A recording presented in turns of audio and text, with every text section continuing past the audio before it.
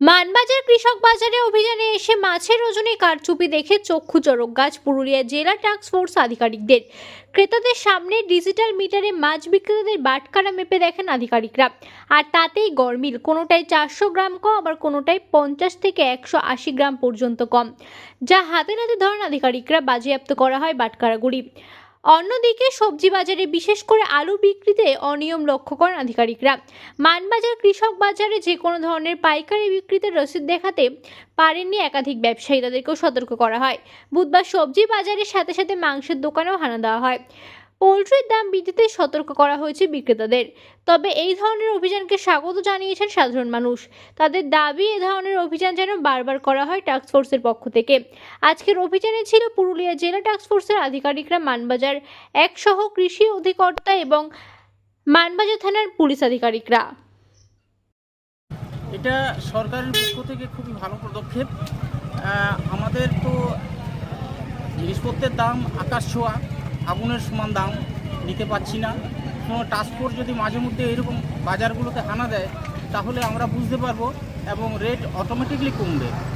মাছের যে বিপণন কেন্দ্রগুলো যেগুলো আছে, সেখানে আমাদের লিগ্যাল মেট্রোলজি থেকে যে আধিকারিক আছেন উনিও তদন্ত করলেন। সেখানে দেখা গেল যে কিছু কিছু ক্ষেত্রে যে আমাদের ওজন নেওয়ার যে আমাদের যে বাটখারাগুলো রয়েছে, সেইগুলোতে হচ্ছে কিছু কিছু গলদ দেখতে পাওয়া গেছে।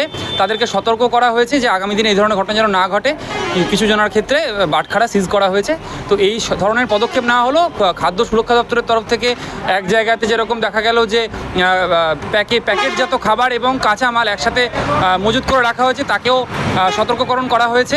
নির্ধারিত শিডিউল অনুযায়ী আজকে 24 তারিখ আমাদের মানবাজার কৃষক বাজার এবং সংলগ্ন এলাকাতে, পার্শ্ববর্তী এলাকাতে বিভিন্ন যে আড়তদার, খুচরো ব্যবসায়ী, তাদের থেকে জিজ্ঞাসাবাদ করা হলো। তাদের কাছে উপযুক্ত কাগজপত্র দেখতে চাওয়া হলো যে ঠিক কোথায় দামের যে ফারাকটা, এই যে জনগণের যে পকেট যে মানে কেটে যে অতিরিক্ত দাম যে মূল্যবৃদ্ধি হচ্ছে, তার যে অভিযোগ পাবলিকের তরফ থেকেও, সেটা আমরা সরজমিনে তদন্ত করলাম। তাতে দেখা গেল যে অধিকাংশ ক্ষেত্রেই আড়তদারদের কাছে উপযুক্ত কাগজ, চালান নেই। সেটা তাদেরকে একদম খুব কড়াভাবে বলে দেওয়া হয়েছে যে পরবর্তীকালে যখন আবার ভিজিট হবে, এটা দেখে নেওয়া হবে যে আপনাদের কাছে যখন আপনারা মালটা স্টক করছেন সেটার প্রপার ডকুমেন্ট আপনাকে থাকছে কিনা, সেটা কিন্তু আমরা আবার ভেরিফাই করব। তার সাথে খুচরো বা যে যারা আছেন তাদেরও বলা হলো যে আপনারা ওনাদের থেকে যখন নেবেন, রিটেল করবেন বলে হোলসেলার থেকে, সেটাতে যেন আপনাদের প্রপার ডকুমেন্ট যেন আমরা ওনাদের কাছ থেকে আপনারা নিয়েছেন বলে সেটা দেখতে পাই। এর সাথে সাথে যেন প্রত্যেকটা দোকানে এবং তাদের যে বসার জায়গাগুলো, সেখানে যেন যে রেট চার্ট, মূল্যের যে দাম, সেটা যেন জিনিস অনুযায়ী কিন্তু সেটা পাবলিশ করা থাকে।